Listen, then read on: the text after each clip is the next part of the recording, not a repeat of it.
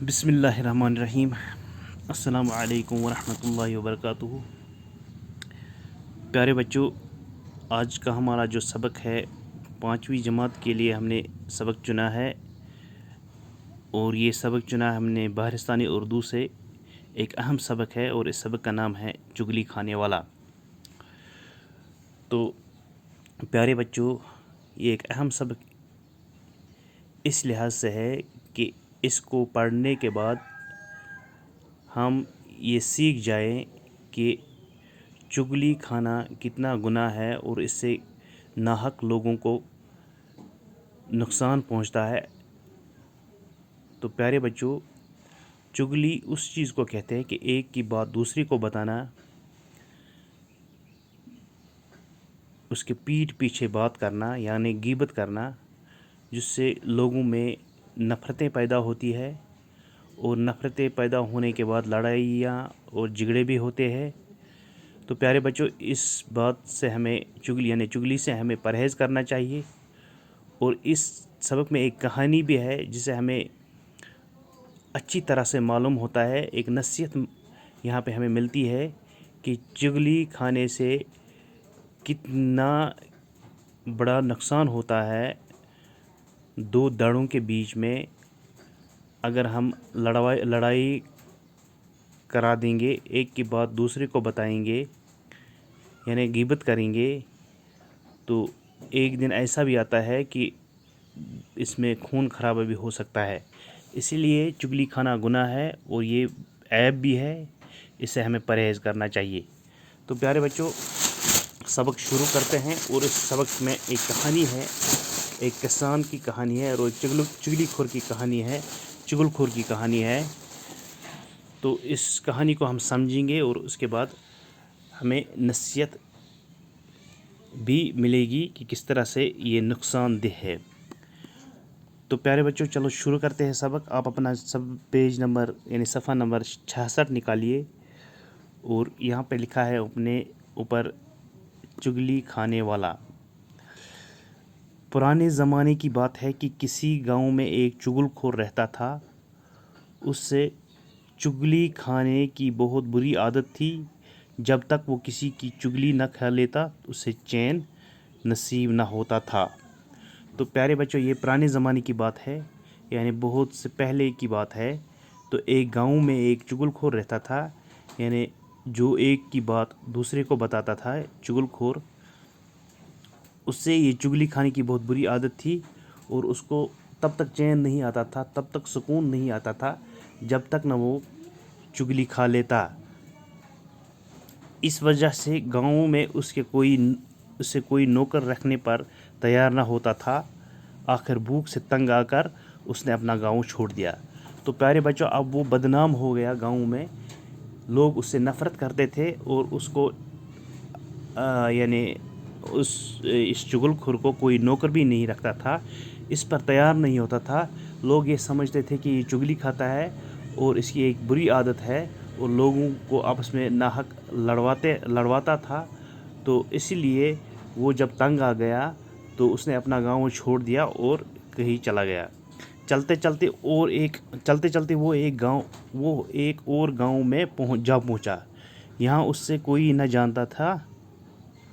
وہ ایک کسان کے پاس اس شرط پر ملازم ہو گیا کہ وہ تنخواہ نہیں لے گا، صرف روٹی کپڑا لے گا۔ اس کے علاوہ ہر 6 ماہ کے بعد اس سے کسان کی ایک چگلی کھانے کی اجازت ہوگی۔ تو پیارے بچوں، ایک عادت سی جو پڑ گئی تھی، جب گاؤں چھوڑ کر دوسرے گاؤں میں پہنچا جہاں اس کو کوئی جانتا بھی نہیں تھا، یعنی لوگوں کو یہ پتہ بھی نہیں تھا کہ یہ کس قسم کا آدمی ہے، تو وہ ایک کسان کے پاس گیا، ایک ذمہ دار آدمی کے پاس گیا، تو اسے کہا کہ میں آپ کے ساتھ کام کروں گا مگر تنخواہ نہیں لوں گا، صرف آپ روٹی اور کپڑا مجھے دے دیجئے، اور اس کے علاوہ وہ ایک چگلی کھانے کی اجازت، ہر 6 ماہ کے بعد ایک چگلی کھانے کی مجھے اجازت دے دیجئے۔ تو پیارے بچوں، جیسا کہ آپ کو معلوم ہے کہ جیسا کہ ہم نے پڑھا کہ وہ ایک عادت سی بن گئی تھی، ایک لت سی لگ گئی تھی اس چگلی کھانے کی، تو اسی طرح سے اس شرط پہ وہ وہاں پہ ملازم ہو گیا ایک کسان کے پاس کہ وہ تنخواہ بھی نہیں لے گا، صرف روٹی اور کپڑا لے گا۔ تو اس کے بعد وہ ایک چگلی بھی کھائے گا جس کی اس کی عادت تھی۔ چغل خور بڑی محنت سے کام کرتا رہا، وقت گزرتا گیا اور کسان یہ شرط بھول گیا۔ ادھر چغل خور بڑی بے چینی سے وقت گزرنے کا انتظار کر رہا تھا۔ آخر خدا کر کے 6 ماہ گزر گئے۔ اب وہ شرط کے مطابق کسان کی چگلی کھا سکتا تھا۔ تو پیارے بچوں، وقت جب گزرتا گیا، یہ محنت کرتا گیا، چغلی خور بہت بڑی محنت کرتا گیا، تو مگر کسان کو ایک شرط، کسان کے ساتھ جو اس نے شرط رکھی تھی وہ کسان بھول گیا۔ تو مگر دوسری طرف سے چغل خور وقت گزرنے کا بے چینی سے انتظار کر رہا تھا۔ تو آخر خدا کر کے یہ ٹائم بھی آ گیا، یہ وقت بھی گزر گیا اور اب 6 ماہ بھی گزر گئے۔ اب شرط کے مطابق وہ چگلی کھا سکتا تھا۔ ایک دن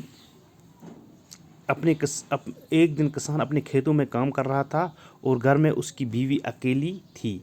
یہ دیکھ کر چغل خور اس کی بیوی کے پاس گیا اور بڑا ہمدرد بنتے ہوئے کہنے لگا کہ کسان کوڑی ہو گیا ہے اور اس نے اب تک یہ بیماری تم سے چھپا رکھی ہے۔ تو وقت جب گزرتا گیا، جب وقت ٹائم آ گیا، تو کسان ایک دن اپنے کھیتوں میں کام کر رہا تھا اور اس کی بیوی گھر میں تھی۔ چونکہ چغل خور کو اب شرط کے مطابق ایک چگلی کھانی تھی، اب وہ اسی فراق میں بیٹھا تھا کہ کس طرح سے میں کون سی چگلی میں کھاؤں۔ تو جب اس نے دیکھا کسان کھیتوں میں کام کر رہا تھا تو وہ اس کی بیوی کے پاس گیا، یعنی جو بھی اس کی گھر میں تھی، تو اس کو چغل خور نے اس کی بیوی کو ہمدرد بنتے ہوئے بڑے طریقے سے، بڑے سلیقے سے یہ بتا دیا کہ آپ کا جو کسان ہے، آپ کا جو شوہر ہے، وہ کوڑی ہو گیا ہے، اس کو یہ بیماری لگ گئی ہے، اس نے آپ سے چھپا کے رکھی، یعنی اس کو ایک بیماری لگ گئی ہے، کوڑ جو ایک قسم کی بیماری ہے، بہت بڑی بیماری ہے۔ تو اس نے بتایا کہ آپ کے شوہر کو، یعنی کسان کو وہ کوڑی ہو گیا ہے، لیکن اس نے یہ بیماری آپ سے چھپا کے رکھی ہے۔ وہ بڑی حیران ہوئی اور بولی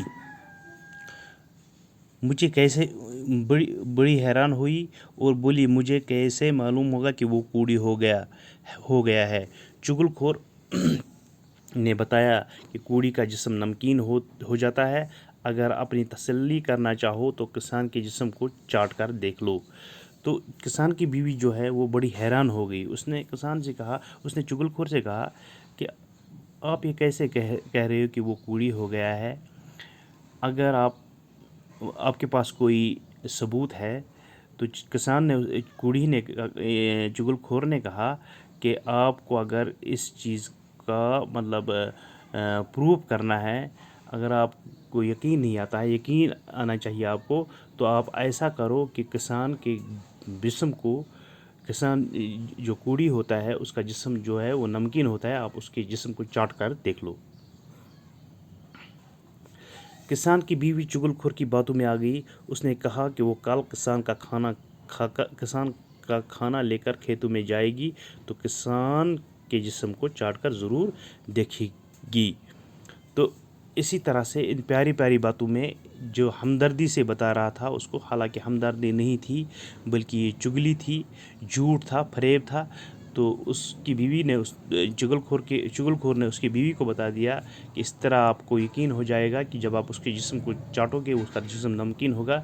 تو اس طرح سے وہ اس کی باتوں میں آ گئی، وہ بیوی، یعنی کسان کی بیوی چغل خور کی باتوں میں آ گئی۔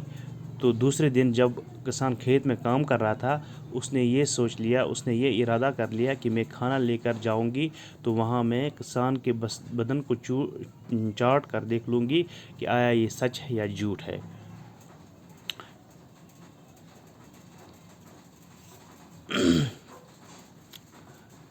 چغل خور کسان کی بیوی سے یہ باتیں کر کے سیدھا کھیتوں کی طرف چلا گیا، اور اس طریقے سے جب اس نے یہ چگلی اس کی بیوی کے پاس کھائی تو اس کے بعد وہ اسی طریقے سے چغل خور کھیت میں گیا، کسان کے پاس گیا۔ کسان کھیتی باڑی کے کاموں میں لگا ہوا تھا۔